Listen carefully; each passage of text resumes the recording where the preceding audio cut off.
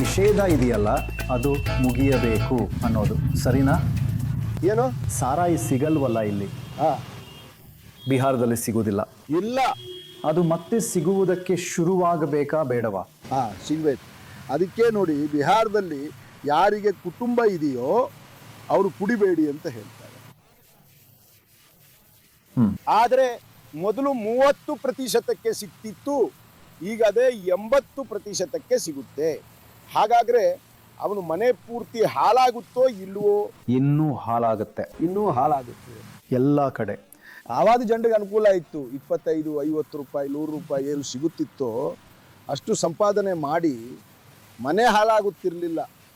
ನಿತೀಶ್ ಪೂರ್ತಿಯಾಗಿ ಹಾಳು ಮಾಡಿಬಿಟ್ಟಿದ್ದಾರೆ. ಕಾಣಿಸೋದಿಲ್ಲ ಅಷ್ಟೇ. ಹೌದು, ಇಲ್ಲದಿದ್ದರೆ ಪ್ರತಿಯೊಂದು ಜಾಗದಲ್ಲೂ ಸಿಗುತ್ತದೆ. ಈಗ ನೋಡಿ, ಅದೇ ಚಿಕ್ಕಪ್ಪ ದಾರು ಬಗ್ಗೆ ಹೇಳಿದಂತೆ ಸರಿಯಾದ ಮಾತು.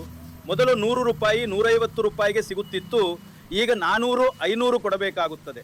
ಈಗ ನಿಮಗೆ ಮನೆಗೆ ತಲುಪಿಸುತ್ತಾರೆ, ಅದಕ್ಕೆ ಇತ್ತೀಚೆಗೆ ಹೆಚ್ಚು ಹಣನ ಬೇಕಾಗುತ್ತಿದೆ. ಆದರೆ ಸಿಗುತ್ತಾ ಇದೆಯಲ್ಲ, ಆದರೆ ಎಲ್ಲಿ ಬಂದಾಗಿದೆ? ಪೂರ್ತಿ ರೀತಿಯಲ್ಲಿ ಬಂದ್ ಮಾಡಿ. ಮೊದಲು ಹೆಂಗಸರ ಮುಂದೆ ಕುಡಿಯಲು ನಾಚಿಕೆಯಾಗುತ್ತಿತ್ತು, ಈಗ ಮನೆಗೆ ತಲುಪಿಸುತ್ತಾರೆ. ಎಲ್ಲಾ ವಿಷಯಗಳಿಗೂ ಹೆಚ್ಚು ಕಡಿಮೆ ಕಾನೂನಿದೆ, ಹಾಗಾದ್ರೆ ದಾರುಗೂ ಒಂದು ಕಾನೂನು ತನ್ನಿ. ಇಂತಿಷ್ಟು ವರ್ಷದಿಂದ ಇಂತಿಷ್ಟರವರೆಗೆ ಸಿಗುತ್ತದೆ, ಇಷ್ಟು ವರ್ಷಕ್ಕಿಂತ ಕಡಿಮೆ ಇದ್ದವರಿಗೆ ಸಿಗುವುದಿಲ್ಲುವುದಿಲ್ಲ ಅಂತ. ಈಗ ನಾವು ಗಾಡಿ ಓಡಿಸುವಾಗ ಹೇಳ್ತಾರಲ್ಲ, 18 ವರ್ಷಕ್ಕಿಂತ ಮೇಲ್ಪಟ್ಟವರಿಗೆ ಲೈಸೆನ್ಸ್ ಬೇಕು, ಇದು ಇದು ಇದು ಅಂತ. ತವರಿಗೆ ಲೈಸೆನ್ಸ್ ಬೇಕು, ಇದು ಬೇಕು, ಅದು ಬೇಕು, ಹಾಗೆ ಹೀಗೆ ಅಂತ. ಅದೇ ರೀತಿ ದಾರು ವಿಷಯದಲ್ಲೂ ಮಾರಬೇಕು. ಇಂತಿಷ್ಟು ವರ್ಷದವರು ತೆಗೆದುಕೊಳ್ಳಬಹುದು, ಒಂದು ವೇಳೆ ಸಿಕ್ಕಿ ಬಿದ್ದರೆ ಜೈಲಿಗೆ ಹೋಗ್ತೀರಾ ಅಂತ. ಪೊಲೀಸರು ಬಂದ್ ಮಾಡಿ ಶ್ರೀಮಂತರಾದವು ಪೊಲೀಸರಿಂದ ತಪ್ಪಿಸಿಕೊಳ್ಳುತ್ತಾರೆ. ಹೌದು, ಪೊಲೀಸರಿಂದ ತಪ್ಪಿಸ್ಕೊಳ್ತಾರೆ. ಹಾಗೇನೋ ಸುಮ್ಮನೆ ಬಂದು ಬಿಡುತ್ತಾ? ಪೊಲೀಸರು ಟೈಟ್ ಆಗಿಲ್ಲ ಅಂದರೆ ದಾರು ಬಂದೇ ಬಿಡುತ್ತೆ. ಪೊಲೀಸರೇ ಮಾರೋದು ಹೋಗುತ್ತೆ ಅಲ್ವಾ? ಪೊಲೀಸರು ಹಿಡಿಯುವಷ್ಟು ದಾರು ಎಲ್ಲಿಗೆ ಹೋಗುತ್ತದೆ?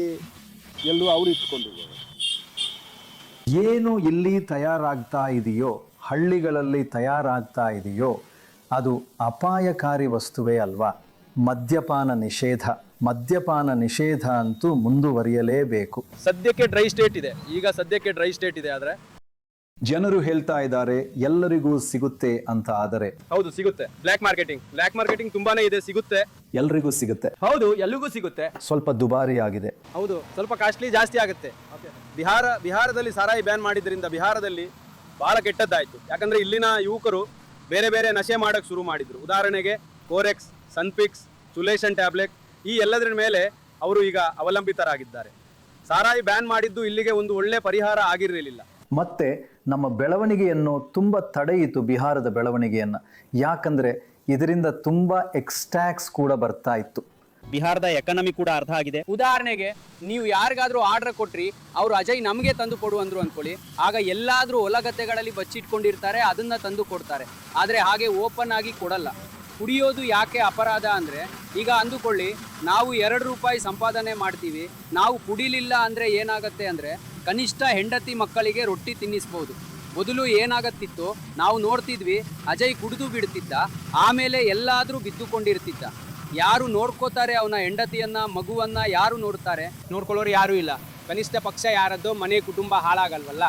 ಆದರೆ ಜನರು ಹೇಳ್ತಾ ಇದ್ದಾರೆ ಎಲ್ಲರೂ ಈಗಲೂ ಕುಡಿತಾ ಇದ್ದಾರೆ ಅಂತ. ಇಲ್ಲ, ಮೊದಲು ಇದ್ದಷ್ಟು ಕುಡಿತಾ ಇಲ್ಲ. ನಾವೆಲ್ಲ ಈ ರಿಕ್ಷಾ ಓಡಿಸ್ತೀವಿ, ಸ್ವಲ್ಪ ಸಂಪಾದನೆ ಮಾಡ್ತೀವಿ, ಸುಸ್ತಾಗ್ತೀವಿ.